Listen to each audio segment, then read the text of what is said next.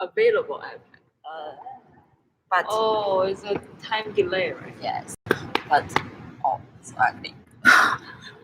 The point is, this stuff doesn't work normally, so ruin all the effects. What's that concept?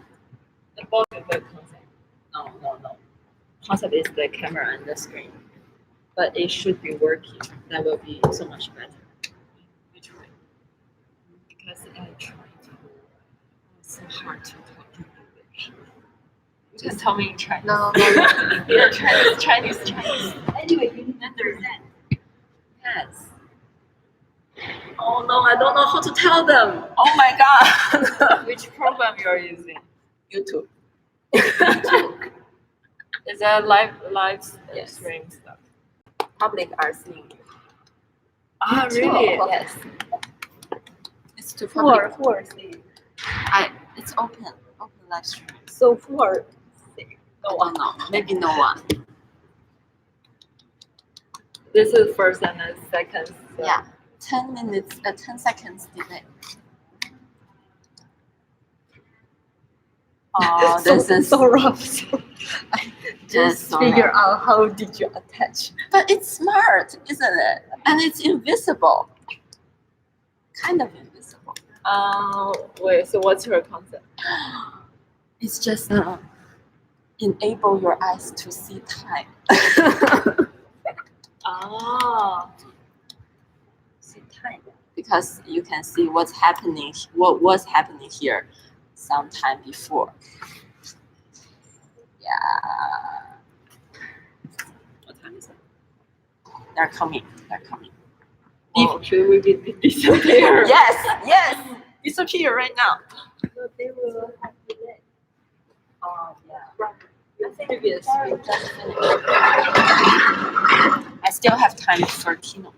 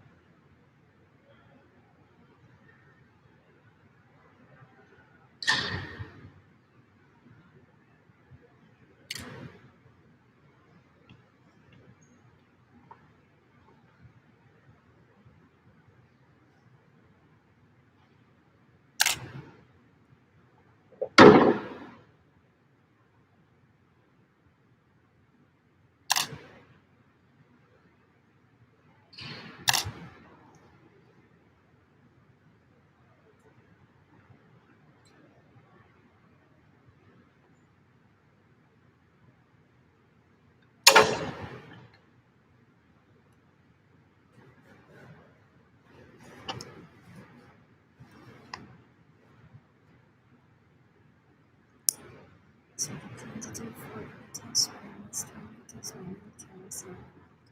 So basically means that first, touch the camera to the bottom of the camera view and drag it through the walking. The bird should be fine. The most significant character of this experiment is the ability to contain the walking, which then you will design. But the bird to obtain so it is not an hour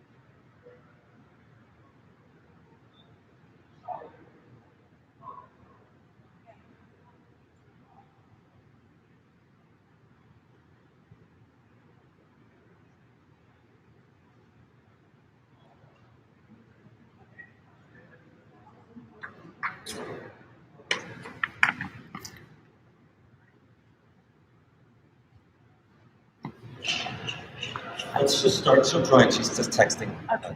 Okay, I'm sorry. No? Oh yeah. Okay. Or the DP's iPad. Yeah.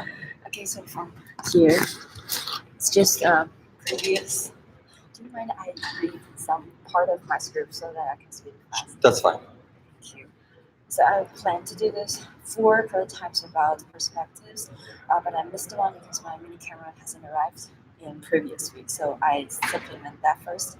I attach the camera to the bottom of the helium balloon, and I drag the rope while I'm walking. So it gave me this bird view. It should be fine, but actually the balloon kept rotating and waving, so it's hard for me to judge where I am heading to. I always have to stop, and after I understand where I was heading to or where I was facing, I will go again. And then I tried to do side view, but it was not that different from our normal view because I just need to walk this way. So I just didn't show that part. And then I moved on to the next question I want to investigate based on the critical practices assignment. That is, uh, I want to investigate the difference or similarity between human eyes and camera and to see what inspiration I can get from photography art. So I take this reference of this artist, and this is a French artist called Ragnar. Actually, Icelandic, I think. Yeah, Yeah. so I don't need to. It's all right. Yeah. explain it. I know the piece. Yeah. Yes, so I just felt there's something really inspiring here. So I went on to look for his other project, and this is kind of the similar one. It's called Death is Elsewhere. Yeah, it's just not that famous, but it's kind of the same. It's Mhm. about 2 musicians walking while playing music on a very open grassland, and you can see they just walk from one frame to another frame, and by this it gives the audience a very clear vision of how they walked through this area. So to me, the interest or the beauty from these 2 projects is about um, it enables us to see in time because we can because the camera is always stable, so they are shooting the long-lasting scene and as well as the passing figure, so we can see the contrast between the momentary and the eternal, so we can see time. But normally our eyes couldn't do that because our eyes always move with us. While we move, the eyes move. So there's not really a long-lasting or eternal stuff in our vision. So I did this prototype uh, to help us see time. So these 4 screens, ranging from left to the right, each of them will shows videos shooted earlier, 10 seconds earlier than its previous one. So it's like this one's showing what is happening right now. This one's showing what was happening 10 seconds before right here. This one is 20 seconds, that one's 30 seconds. So by this, I just want to fulfill the fact that when people viewing certain I just want to fulfill the fact that when people looking at a certain location, they also see what was happening here, not only right now. And I also want to visualize the concept of time passing because by this one by one arrangement, we'll get to see how contemporary state becomes the previous history. This is a fake painter. I try to show that the memories before 10, 30 seconds were printed as contrasted color strips. So there are some videos here. Um, so,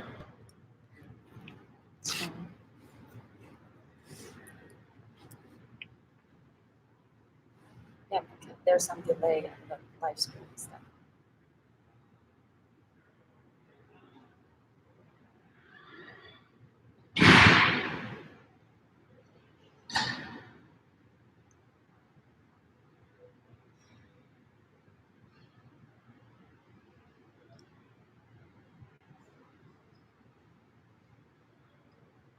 stuff like this. Yeah.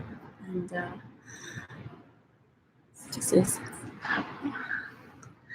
this is with the printer. It worked only for some seconds, but they are almost the same. Yeah.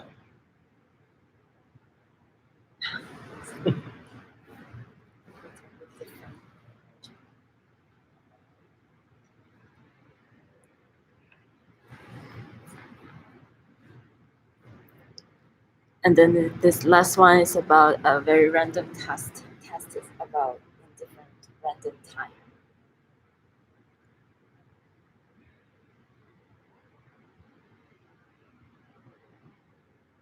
Oh, I see. So.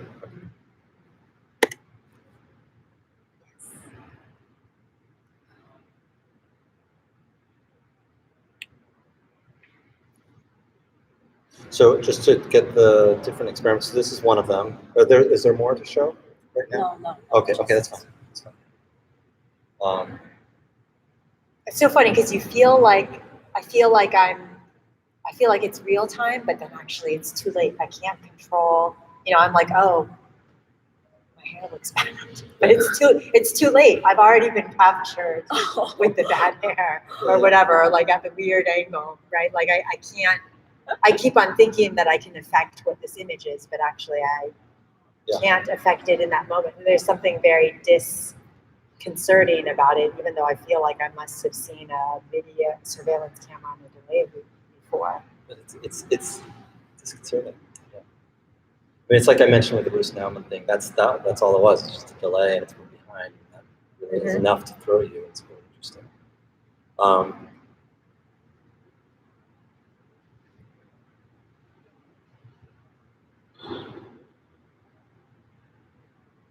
What do you think of having made these things? It's like because by the reference I take from this performance artist, I feel like Ragnar, the Icelandic artist, Ragnar or something or other.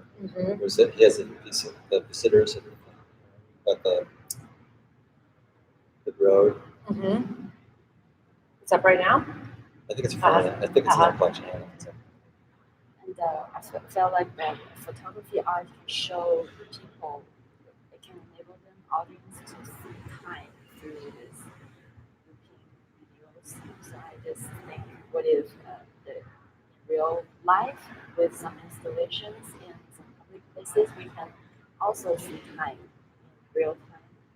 And if we can see time with our eyes, not as an exhibition, what would that feel like? Right.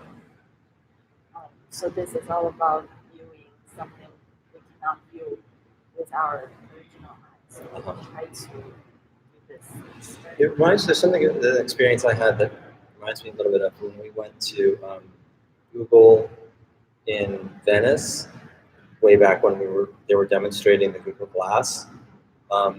And the gesture of like swiping on the glasses, and you can go you can record video right from the glasses, right? And you can swipe up and down this way to go forward and backward in time on little videos that have been captured. And one thing that was really amazing is that there was a person there demonstrating, right, the glasses, she'd put them on and she'd be like saying stuff, she'd say a little joke, she'd say this and that, right? And then she's talking, and I just like went backwards in time, and I saw her speaking to a person getting the demo 20 minutes before. And saying the exact same joke, right. same stuff. Man. It was really chilling. It was really weird. Actually, it was not so different from this in terms of being, that kind of. It's such a simple, like technologically, it's not mind-blowingly new or anything, but the effect is really powerful. The fact that it was but it's also first person, right? Looking at me, saying this joke, but I'm not me. It's this other person. Right. That is really wild. Right.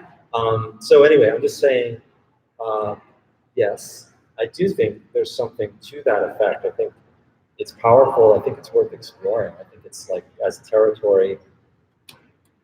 It will continue to have an impact on people.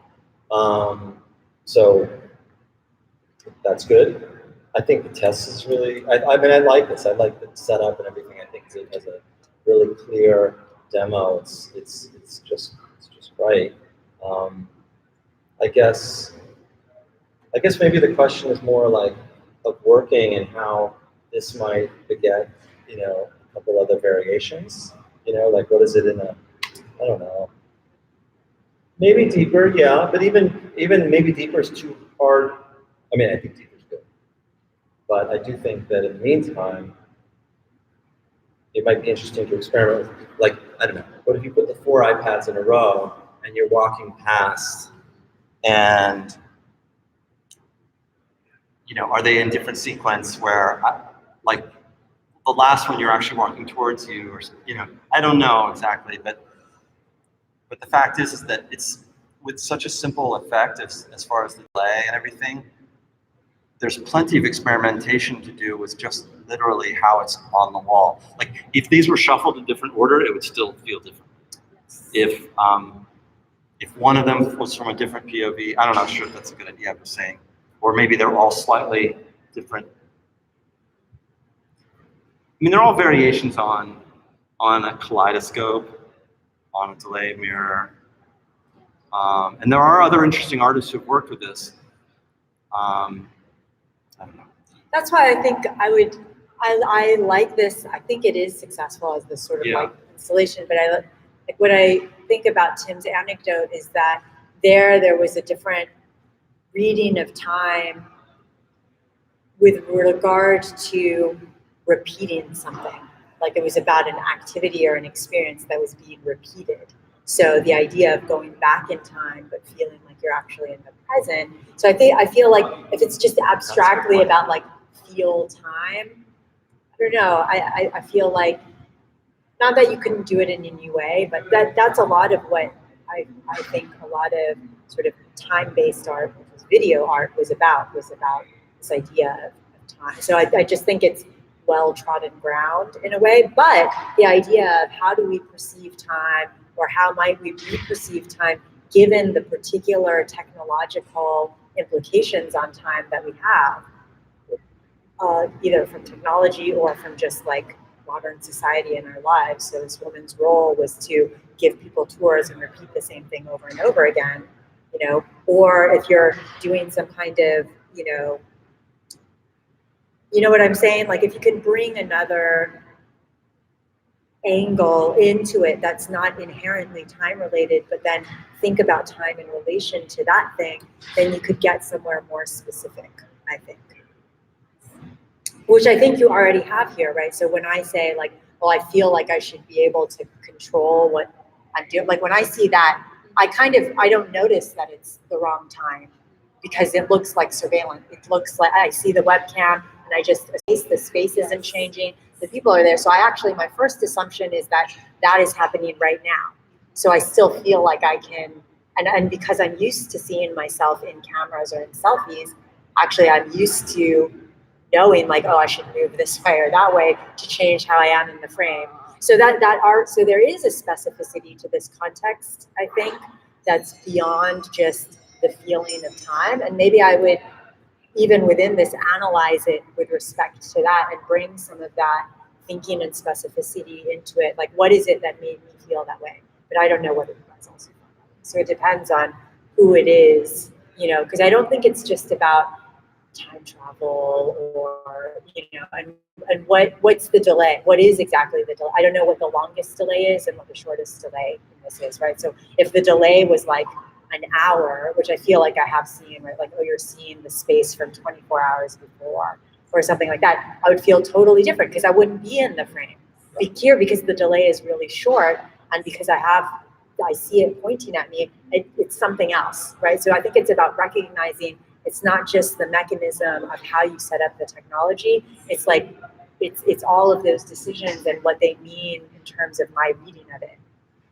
Exactly. So yes.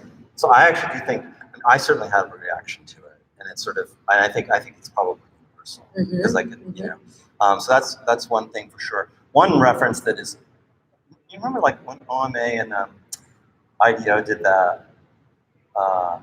Prada, and they had it was just basically it's a very simple idea. It's similar where it's just a full length mirror. So it's in Prada, so people are trying on clothes. It's a full length mirror, and you turn around and it's on delay so that you can see your back. I mean, and that was like a while ago. But it's still in effect. But it's also what's interesting there is that it's cool and interesting and a little bit weird, but it had a degree of functional, like in terms of its intention, was that it's useful. Like, everyone wants to see what they look in the back without all these different mirrors. So that's one thing. The other reference is a little totally different. That is, I don't know if you know the composer Steve Reich, but he's a minimalist composer who works a lot with systems, and he has a series of pieces that are called like, violin phase or piano phase. They all have the word phase after them, and the premise is always the same. So in violin phase, the violinist is on stage and they play a thing, right? It's like a little motif, and then a tape loop captures it, records it, right? Oh, and then compose together. Well, sort of, not exactly. A lot of people do playing back and forth. This is more minimal. So it's like the tape loop plays at a certain pace, right? A certain speed, and the violinist is playing slightly faster. They have to be good. They have to be really good time. And and then sometimes it's done with two performers. But the point is that it starts out like this, right? They're in phase, and then one's slightly off, and then halfway through the piece they're 180 degrees out, and then it's going the opposite, and then the piece ends when they come together. And he has one with all these different. They're really cool, but the part that's relevant to this is that there's a really clear discipline to the system. So like you could imagine doing video phase. Yeah. Walk in a room, two cameras, exact same thing. Oh, they're just mirroring me. One is slightly slower. And then slowly the thing is like off, right? And then it gets way off. And then it's, but then eventually they come back again together. Yeah, so then all of a sudden it is a mirror again. But there's a little uncertainty with it, right? But the key part of it is just that the sense of rigor, So it's, yeah. That makes sense. I think it's just a good reference. Yeah. I just like the way he thinks, and I like the fact that it just somehow seems relevant. So I think there's just like thinking a little bit like a system, a little bit about the raw human reaction to it, which I think is universal. Like regardless of how we interpret it, it's like it's weird to see yourself off time like that, and then. A third one is like about the physical installation of it and experimenting with that. I mean, I think it's a great subject, and I think you always really make effective models. I think I always like them. I felt like I always end there because to me it was just a very short-term project. Because I think I just need to think more about this thinking layer. Well, I think that's where, again, we want to see some of this analysis come from you. Can you be the one to extract the ways that these particular spatial configurations or timing configurations result in a particular effect? I think that's one way for you to be able to make in a deeper way. I think for now, it's okay that you've done these sort of, because I agree they're a little bit, they have been sort of, they've only stayed at kind of like 1 week or a couple day exercise. They feel like exercises a little bit. So I think that's okay. And hopefully in this amassing review, you'll be able to not just say, let me take this one and make it go further, but by looking at the connections between them, come up with a concept or an idea that has enough complication to it that you just naturally have to do more to affect it. Yeah. Thanks. Sorry. Okay. Thanks, John. Thanks.